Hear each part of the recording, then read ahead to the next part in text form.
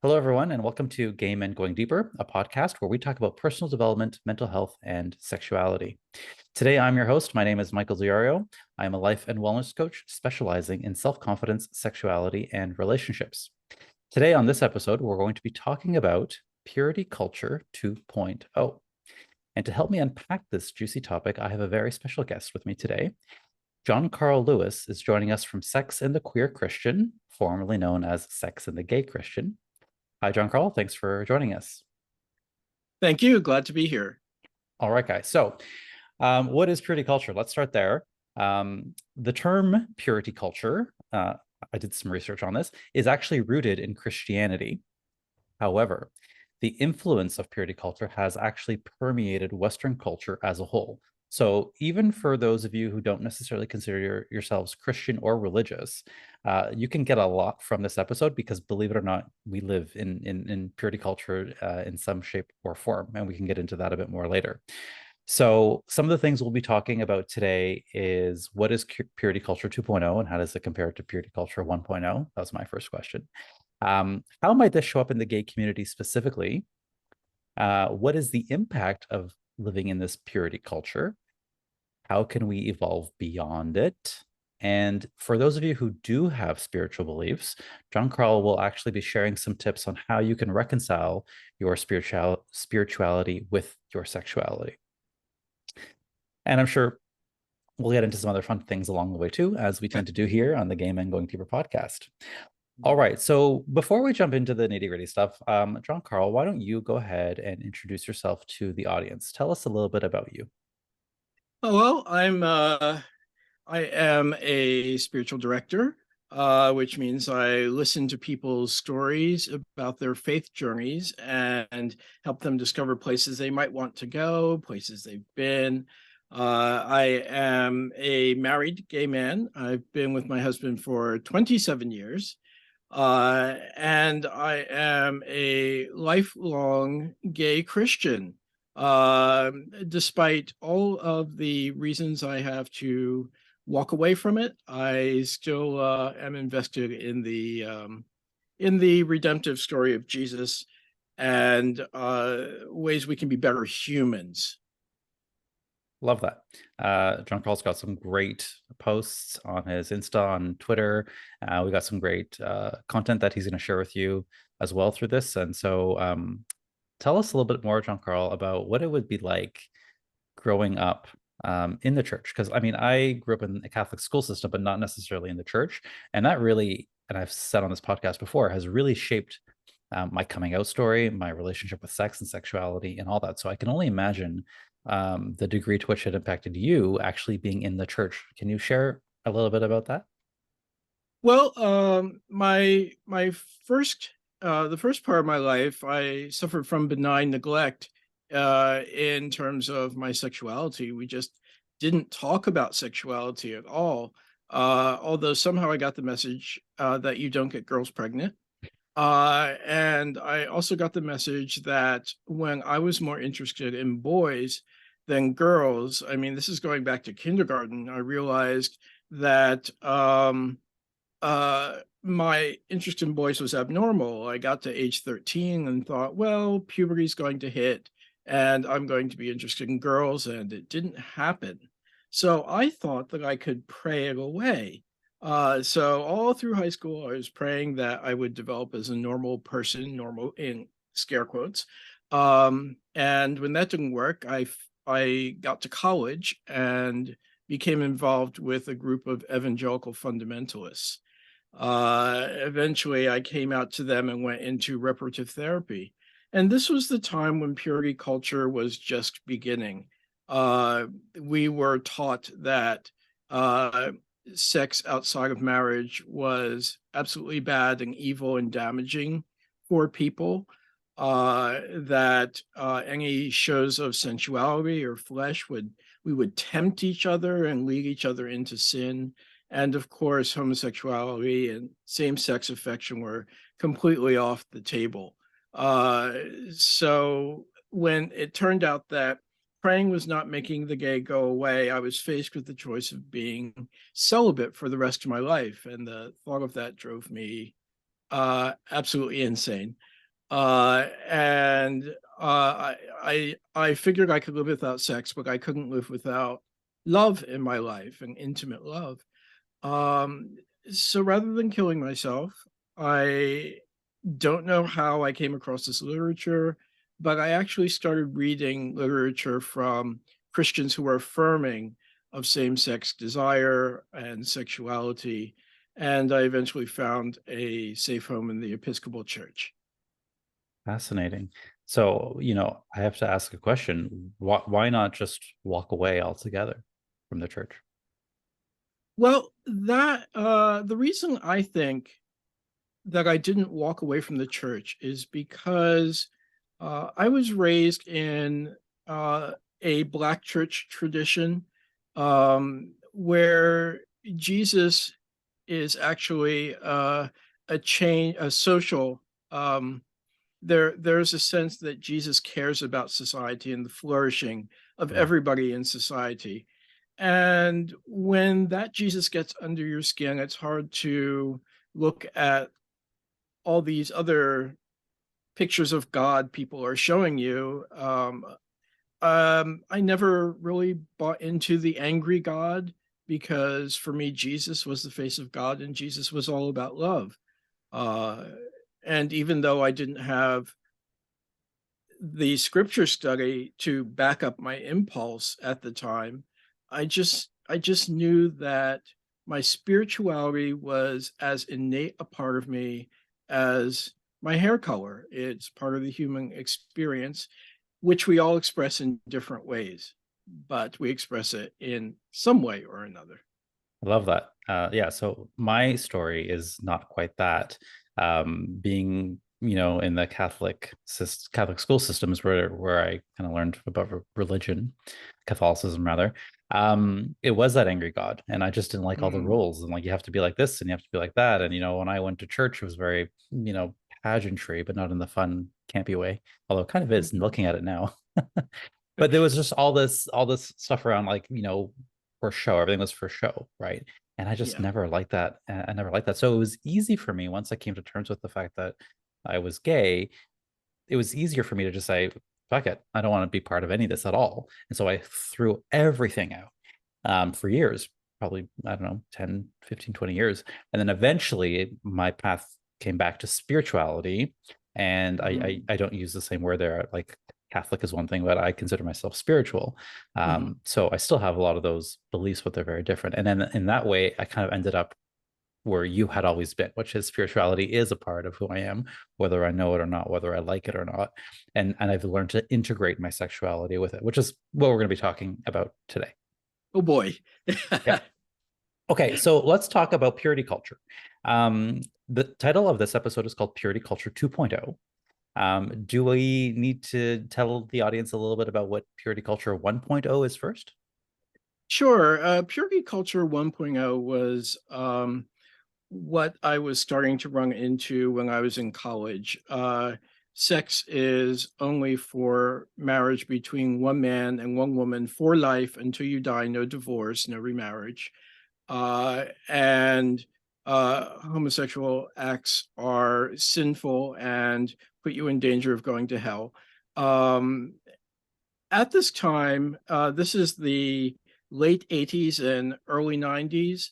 Um, AIDS, HIV was ravaging the gay population in every major city and was starting to creep into small towns as people would come home to die, literally. And purity culture also was able to capitalize on that in a sick way and say, you see, if you don't have sex the right way, you will catch something and die. People would actually say that. So purity culture 1.0 is basically in a nutshell, sex is very, very bad. Save it for someone you love. Yeah, I remember that. I mean, I remember not being in the late 80s, early 90s, but still that attitude of it's punishment kind of somewhere along the way that was thrust onto me. And that was one of the biggest fears I had when I was kind of coming to terms with my sexuality. I didn't know Mm, how you got HIV or AIDS. I didn't realize it was Uh, sexually transmitted. I just thought, oh, because I'm gay, I'm going to get it just by existing. And that was my biggest fear. My biggest fear was I have to not acknowledge this, otherwise, God will give me this disease, and everyone will know.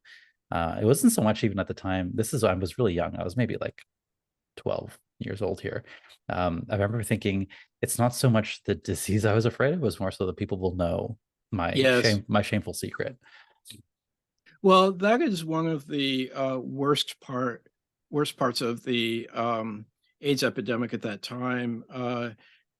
People were living relatively fulfilled but closeted lives, and all of a sudden they have to explain Yeah. to their family, their friends, their boss, why they were dying of this disfiguring, it was visible, this disfiguring disease that is primarily transmitted through sexuality. Um, yeah, it was rough. Yeah, has quite a lasting impact, to say the least. So then where does purity culture 2.0 fit in? Purity culture 2.0 is coming about because um, large numbers of Christians, people who were raised in schools with abstinence only education, uh, have realized how damaging purity culture 1.0 was. Um, it is, it causes people to have sexual problems within marriage because sex is bad, bad, bad, bad, bad until you get to the wedding bed. And then it's supposed to be hearts and flowers and rainbows and ecstasy. And that's just not how sex works. You can't suppress it all your life and then flick on a switch and suddenly it's wonderful. It's something you have to learn. So there's this whole critique of purity culture 1.0 and the ways it's damaged people, especially women. Mm. Um, but purity culture 2.0 is something that I've seen very recently. For instance, in I think it was 2020, a new website launched called Christian Sexuality. And I thought, oh, well, this is interesting. How bad could it be? And as I have watched this site develop over the years, it is a very slick way of trying to get people. Um, they present themselves as hip, as cool. We understand, you may have gay friends, and we understand that. Um, and you may be gay. We understand that. We accept you. But if you have sex, you're outside of God's will, Okay. and you may be going to hell.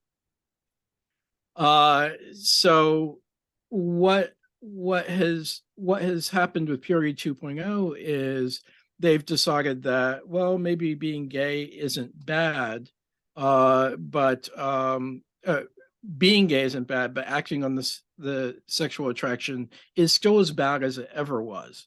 And this spills over into a lot of Christian culture. Uh, a, a lot of the work being done um, in trying to reconcile sexuality with spirituality is done on the level of identity. So lots of apologetic for, of course, it's okay to be gay because you were created that way. You had nothing to do with it. And some more progressive people would say, uh, it's a great thing to be gay because uh, our diverse creation needs us all to be different. We all have different gifts. But the purity culture seeps into gay culture because they also go towards this one size fits all model. We don't talk about sex, the actual act of it. And when you get married, then everything's going to be okay and everything's going to work out. And as long as you never divorce your boyfriend or he doesn't die, you'll have wedded and sexual bliss for the rest of your life. So it sounds like progress, because as you're saying some of these things, I'm like, yeah, that sounds great. But there's a big but at the end of it. Well, the big but is that over the past 3 years, I've been doing a deep dive into the nature of human sexuality. I already had a background in theology and spirituality, which is also developed over that time. But I'm coming to find that human beings have a richly diverse um, way number of ways they can express their sexuality. We see it in gender. We Someone like me was raised to believe there were two genders, boy and girl. Well, that's never been true. The science shows it's not true. You have people who are born with genitalia that we would attribute to male and female, both in the same person. Some people don't even know that they have strange chromosomal configurations that don't tend to put you on one camp or the other. Just like gender and sex and biological sex, our sexuality is all over the map. There are some people who are sexually oriented towards monogamy. There are people who are not sexually oriented towards monogamy. There are people who are asexual, who do not experience sexual desire, or only under various specific circumstances.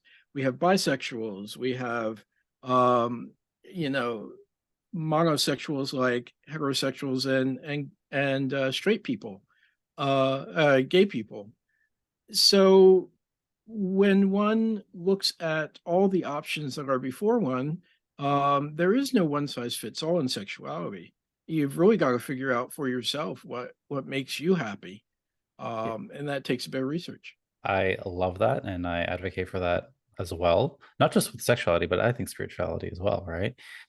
Yes. Yeah, so it works both ways. Um, Something you had said there, I wanted to go back to. Yes, so as I'm listening to you, you identify as a Christian. Yes. Yeah, okay. So Mostly. yeah, you might be the most progressive Christian person I've ever hear speak. So do you get much flack from the Christian community in general? Um, yes and no. I think when I was in the Episcopal Church, um, the idea was it's okay to be gay. It's okay to have a sexual identity, um, of being attracted to the same sex, but please don't actually talk about sex. Hmm. Um, when I came out in finally came out in 1990, I went to the local Episcopal priest and I said, "Hi, I know I'm gay. I know I'm Christian." And when I was an evangelical, I had all these rules to follow, and I knew what I was not supposed to do. I wanted to know what the rules were for progressive Christians when it came to sex. And there was no rule book. He told me to pray, and I would figure it out. And just that lack of guidance um, really freaked me out. And so I haven't gotten a lot of pushback from progressive Christianity. I'm just noticing this great silence around sexuality. And there are these loud voices out there, the purity culture 2.0, that are saying, basically, it's got to look like straight sex, straight marriage, Hmm. or it's not valid. And gay people, queer people have no other models than this, um, with some exceptions. We could talk about the rising visibility of the polyamorous community and the bisexual community and the asexual community and the trans community, all of which are teaching us the nuances of sex and showing us that sex isn't one size fits all. I love that. And we've talked about, on this podcast, several episodes on monogamy, non-monogamy, all of that good stuff. And it's one of those topics that really gets a lot of people riled up one way or another. So I think it's great. And I think having the conversation, the work that you do is great because we need to talk about it. Talking about it gives us power, it gives us language, which then gives us options and solutions and a way forward. So I think this podcast hopefully will be helping a lot of people out there who might be struggling with the same thing. Yeah, really. I'm the What I find interesting about the monogamy non-monogamy discussion is there was a survey that was done maybe even 10 years ago, of gay men. And what they found was that 50% of the people interviewed wanted monogamy and 50% wanted non-monogamy. But if you listen to people talk, you would believe that there a lot of people who want monogamy are going around saying everybody's non-monogamous. Why can't I find a monogamous person? Yeah. And then you have all these non-monogamous people running around saying, Yeah. every time I get into a relationship, they want to lock me down. I'm not even allowed to look at other people. But I would say there are enough of each for everybody. If you want a monogamous relationship, they're out there for you. I will introduce you to them. We want monogamous people to get together Yeah. and be happy. Likewise, we want people who are oriented in another way to find their bliss also. It's not a zero-sum game. There's enough for everybody. Oh my gosh, so well said. Thank you. Everyone, rewind that, listen to it again, underline it, repeat it, put it on your fridge. 100%, John Carl. That is exactly right. I couldn't agree more with that. And this is a great example of how we might be seeing purity culture 2.0 in the gay community in these kinds of conversations. So, for the viewer listener out there who has stuck with us, even though they might not be Christian or religious, know that this is the way that purity culture 2.0 is kind of permeating our gay culture. Can you think of other examples, John Carl, where like maybe, this is on the streets, the things we're talking about, even policy, perhaps? Well, in terms of policy, there's a book I read called Sex, God, and the Conservative Church, by Dr. Tina Schermer Sellers, who educates psychologists in human sexuality, which, by the way, it's not a standard part of the training for psychologists to know anything about human sexuality. Um, so you may want to check and make sure you get someone who knows something about sex if you're going to deal with sexual issues. But anyway, she noticed that in the 2000s, she would hand out a survey and ask people to describe their sexual histories. And up until the 2000s, people were able to do this. They were able to talk about their sexual histories. And then in the 2000s, she started getting the sense that people's sex lives were not okay. That sex was painful for a lot of people. A lot of people were avoiding sex. And this all comes in terms of policy from all the work the conservative Christian church has done to take over school boards and institute Mm. abstinence-only education. It's even worse now. I mean, in Florida, can you believe they have extended a policy that prevents you from talking about being gay until the 12th grade? That doesn't serve It's anybody. it does not serve anybody. I weep for those people. Um, there there are 10-year-old girls who are not allowed to talk about their periods because they're not old enough to have sex education. Yeah. Um, Yet they can have periods. They can get married at 14, but no, we can't give them any information about sex because that would be corrupting them. So this is purity culture here. This is purity culture gone wild, taken over our U.S. educational system. Okay. Um, And in the gay community, like besides the open relationship examples, I'm thinking like even things like, I don't know if this would count. You tell me, you're the expert, but there's a lot of stigma around things like PrEP, people who use PrEP. Um, yes. so how would it show up there? Well, it shows up there because this is one of the worst things about purity culture. They ask you to suppress your sexual desires. If you're not supposed to be having sex, then you're also not supposed to be thinking about it. You're not supposed to be having sex with yourself. That means no Mm. masturbation, no watching erotica, no fantasizing about the boy next door, nothing. They want to all shut down. Um and so PrEP comes under the same scrutiny that contraceptives would. Why Mm. do you need contraceptives if you're only having sex within marriage? Aren't children a blessing? Why would you want to not have children? PrEP is, here is this life-saving drug. You take it and you can't get HIV, which still has no cure. It will kill you if you don't get it treated. Thanks be to God, people are living long, healthy lives Yeah. because of the drugs we have for HIV. But if you plan for sex, then you're a slut. Because Mm. sex is supposed to just sort of magically happen in relationship after you fall in love. Well, that's not how humanity works. Sometimes you have to have sex before you fall in love. I know that's happened to me a few times. Yeah, definitely happened to me too. That's my story. More often than not. Sex is easy, love is hard for me. I'm speaking for myself here. So I think it's important that we also talk about the other extreme, right? So we're talking about purity culture. In your guide, 7 Steps Towards Sexual Peace of Mind, which we're going to link in the show notes, by the way, you mentioned something called sexual consumerism.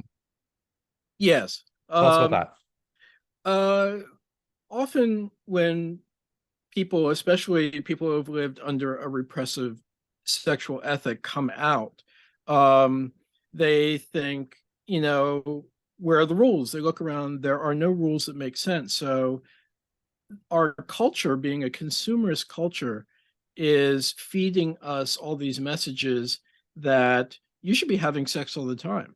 You should be Mhm. having sex with everybody. And the way to have sex with everybody is to buy these products, buy this workout, eat this food that's going to make you buff and muscular and cookie cutter so that you can attract the people to have sex with.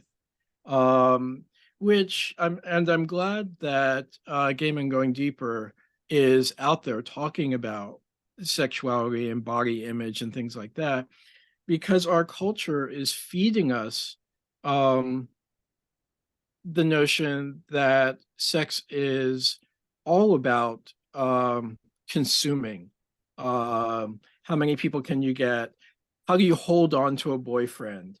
There's a Instagram account, how to find and keep a boyfriend. People aren't pets. They're they're full human beings with their own personalities. They're not possessions. Yeah. Um, and I was going to early on say um, that purity culture was the opposite of hookup culture, but quite frankly, a gay pastor told me, hookup culture may be fine for some people. It may just be where they are. It's not necessarily a bad thing. Um, but um, but the messages, the anti-purity culture messages are often telling us that there is only hookup culture. There is only using people Right. for their bodies, and that there is no spiritual aspect involved in sexuality. Right. Where was that pastor when I was a kid? Because, or not a kid, but a young adult, because that's exactly what I would describe as myself as, and I talk about this on the podcast all the time. I love hooking up.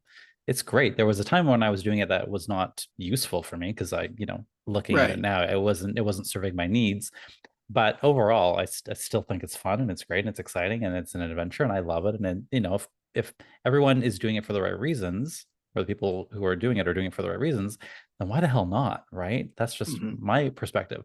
So I love that there are these voices out there that are also people of faith or in the church. Like I can't believe a pastor would say that. That just blows my mind. That's never what I would hear from, a Catholic priest, at least not in my church as a kid. Well, I hate to burst your bubble and mine, Michael, but this particular priest was in his 20s. Oh, all So right. there are these voices out there who are have just not reached they've just not reached a level where the culture can hear them yet. There's also Brandon Robertson, who has a very progressive sexual ethic. Again, he's in his 20s. So we've got a whole generation of people who are Yeah. throwing over this purity culture, who've thought about it, but they're not in positions of power. They're not making policy.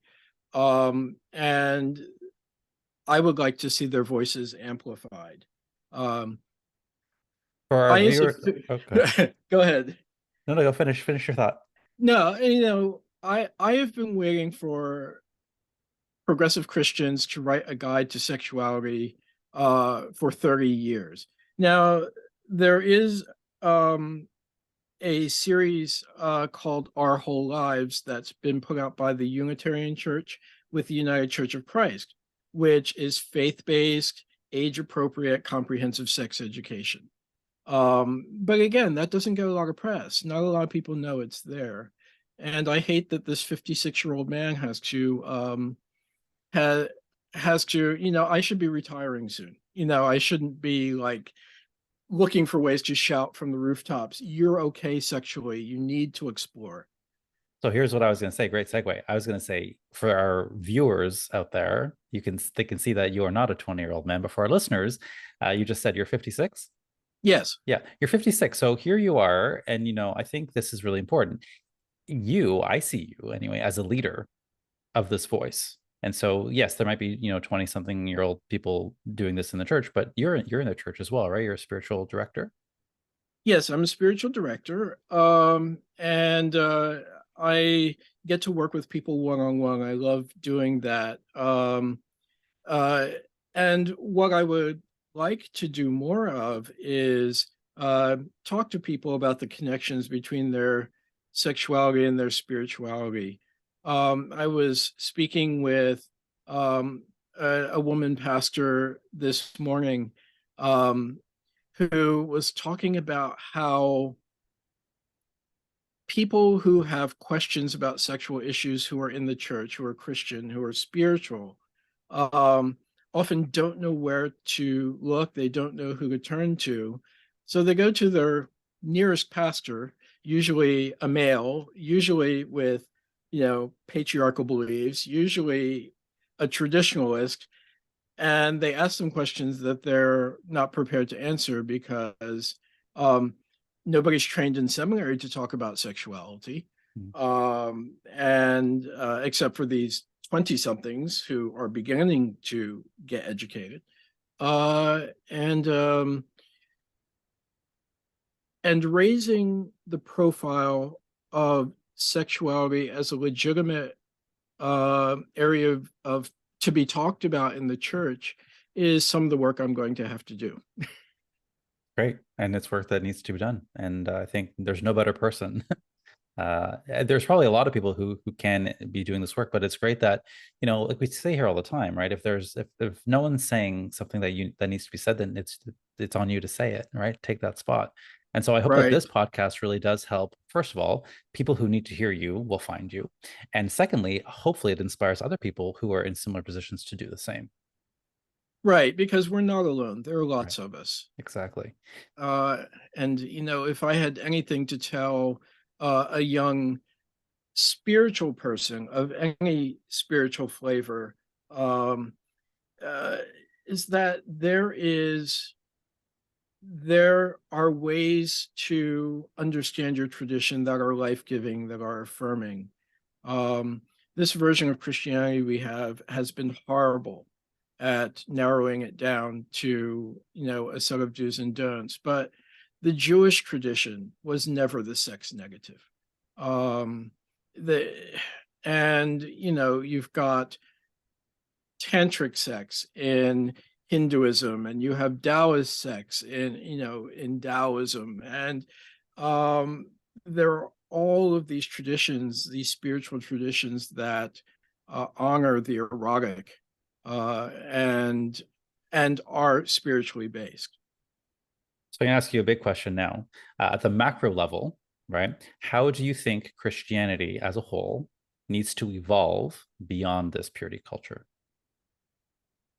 Um, Christianity needs to first have a conversation with itself.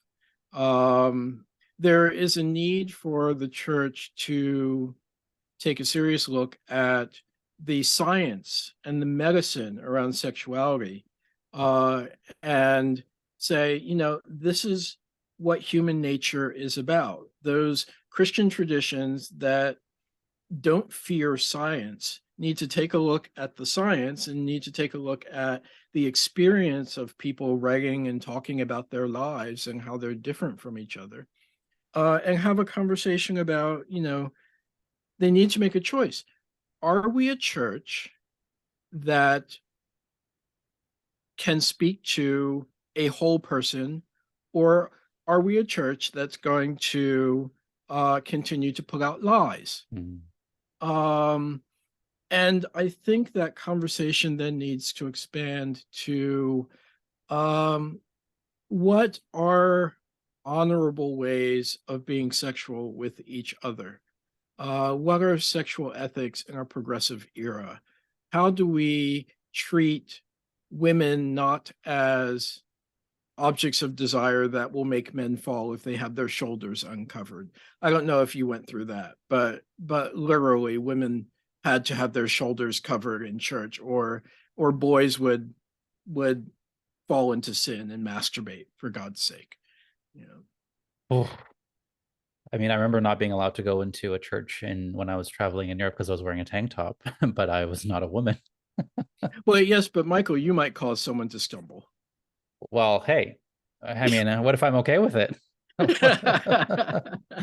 Yes, that's probably why I don't go to church that often. Well, the problem is, the problem is when is trying to keep the priests from stumbling. Uh, Right. it's sort of like they don't want temptation walking down the aisle where they do their work, because they're really not good at resisting it. Yeah. I mean, Christianity has taken like a shit kicking in terms of its like brand, if you want to call that, or its reputation. And I mean, I don't know. Is there a way back at this point?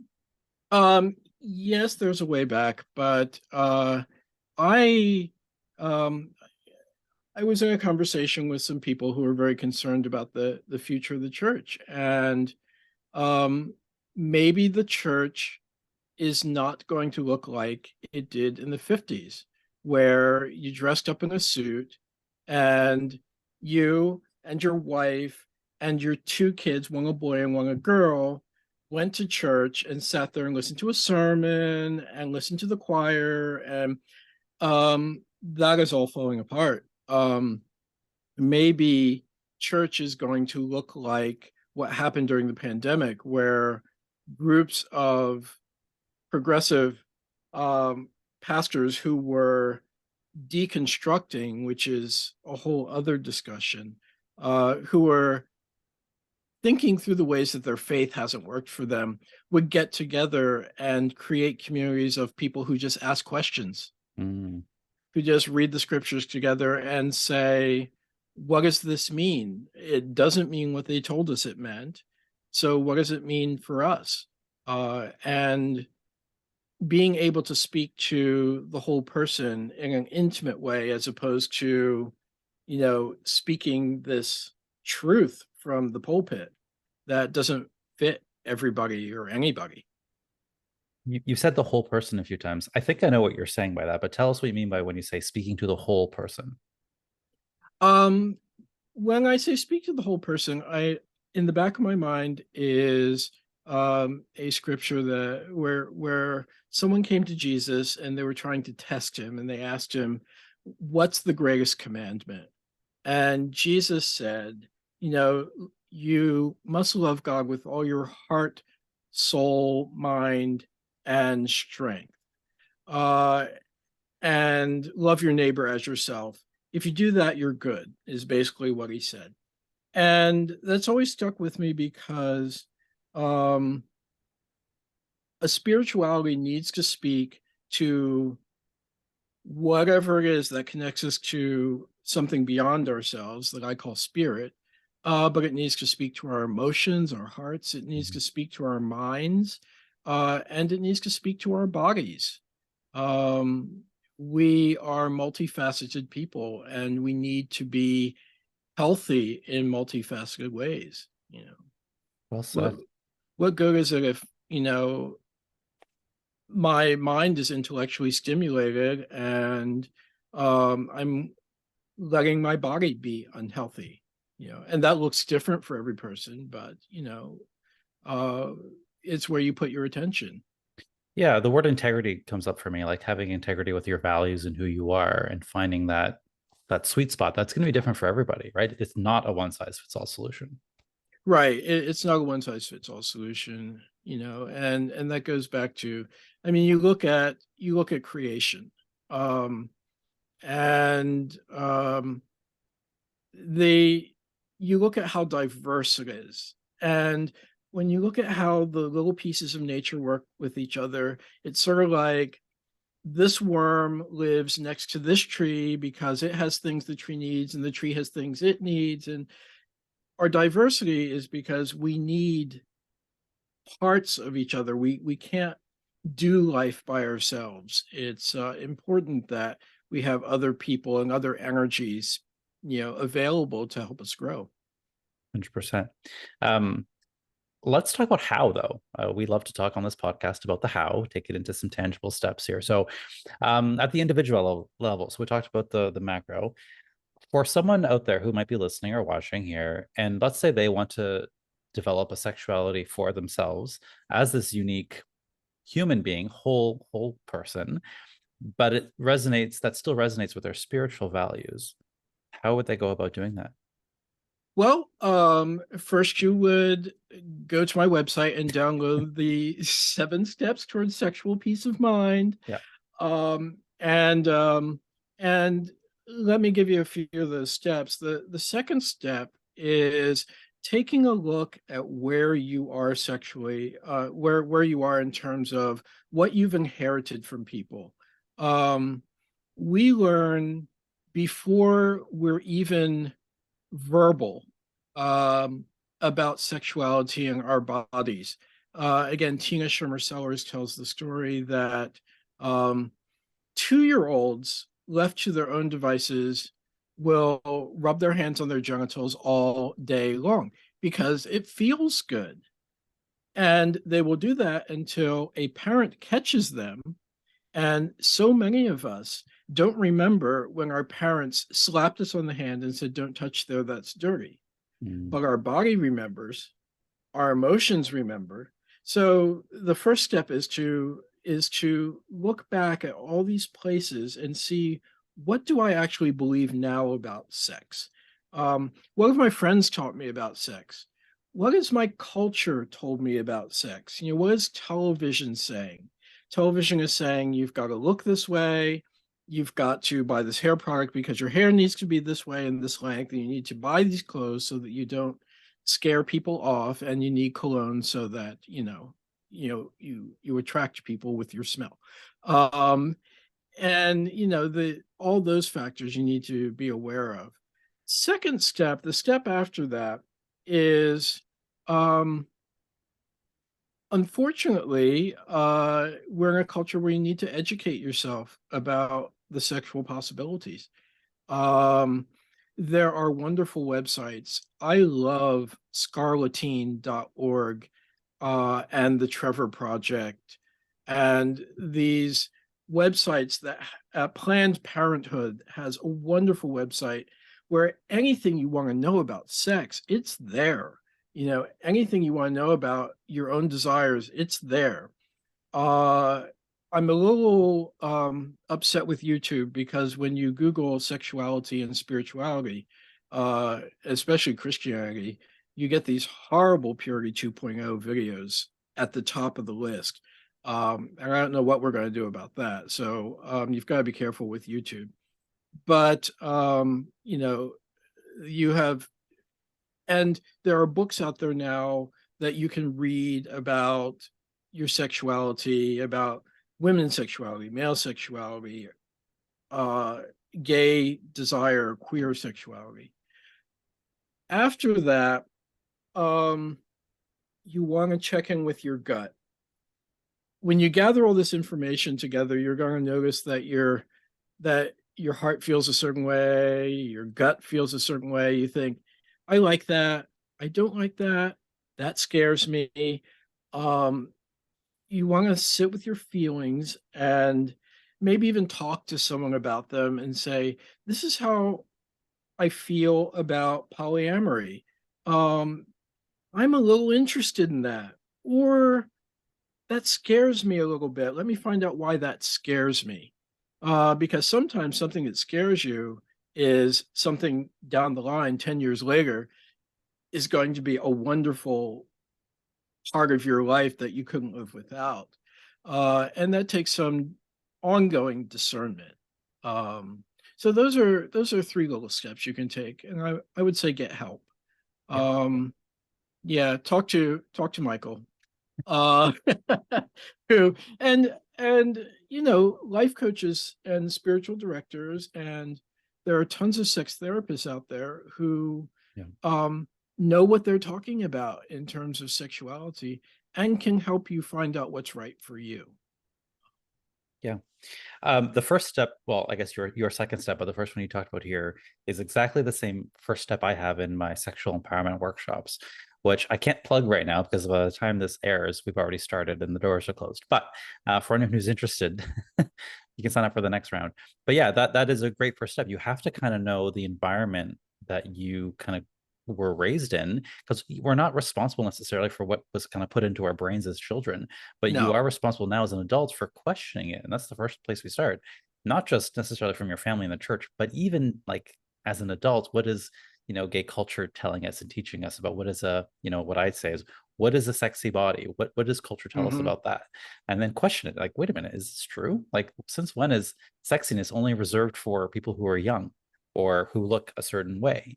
Why can't it be someone who's older or someone who doesn't necessarily look that way? So I think that is just, I think in anything in life, Girl, that is a good step, is to question the beliefs that we've inherited. Yeah. And you know what helps people question their beliefs more than anything else? And I will get in trouble for saying this.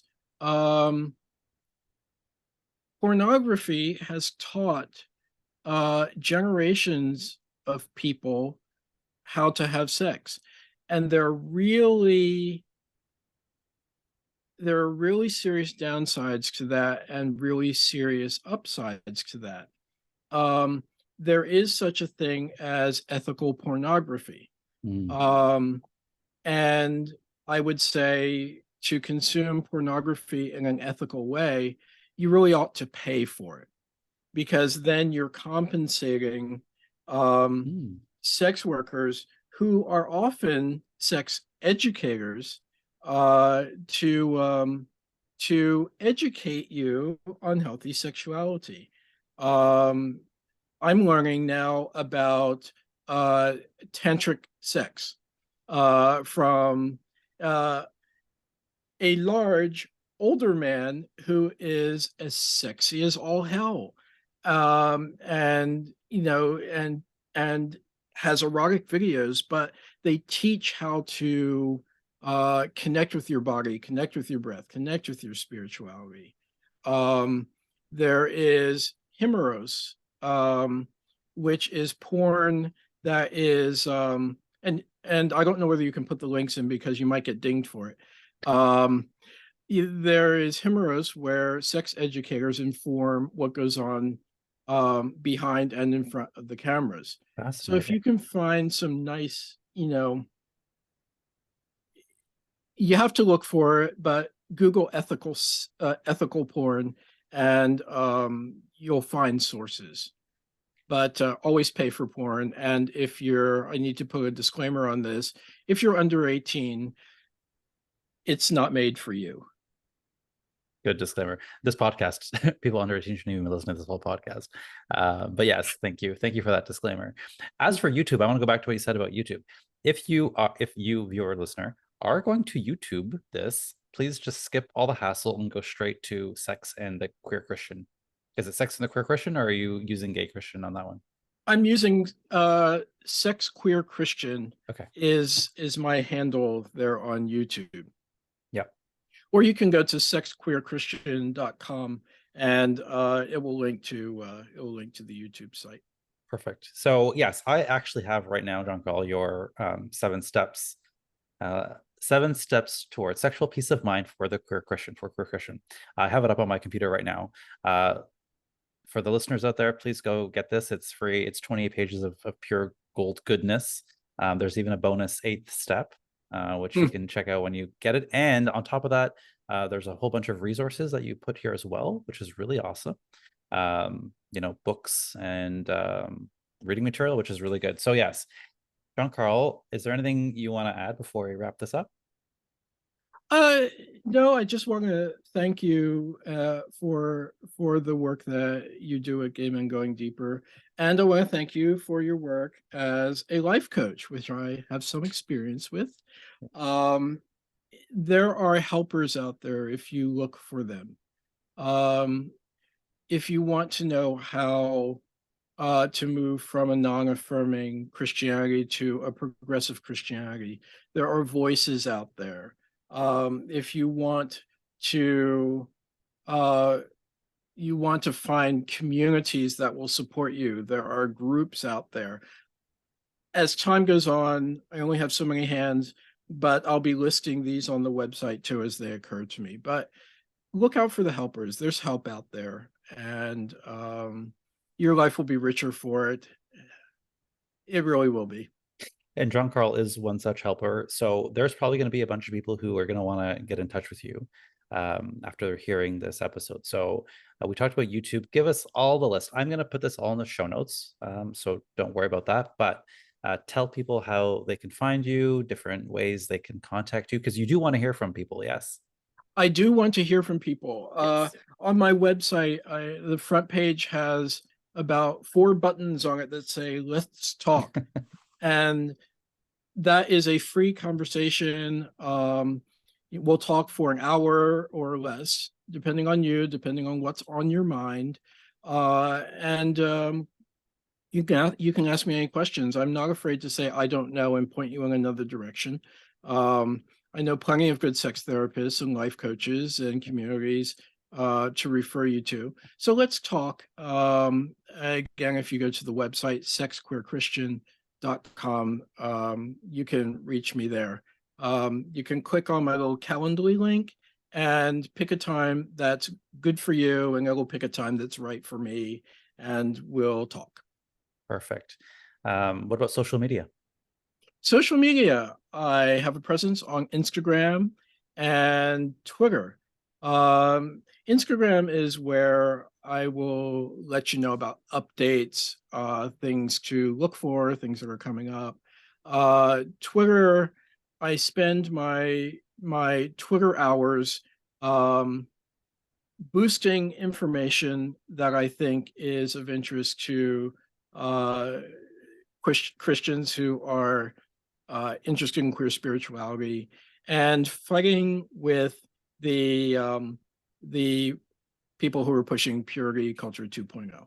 Keep up the fight for us. All right. And what else you could do is this is going to be on YouTube. So please, if you're watching on YouTube, or even if not, go to the episode and comment. Share with us your thoughts. Share with us your own stories. Jean-Carl and I will be commenting and replying to your comments there. So you can do that as well. All right. So with that said, I want to thank you again, Jean-Carl, for all the work that you do and for joining us today on this episode. You gave me a great idea for another podcast called Ethical Pornography. I wrote it down. Yay. I just like, oh, that's a great idea. So thank you for inspiring me as well, even during the episode. Wonderful. All right. Thank you, everyone, for joining us today. And please go give this podcast a 5-star rating, share with us your comments on YouTube, and join us in the Gay Men's Brotherhood Facebook group. Have a great day, everyone, and be well.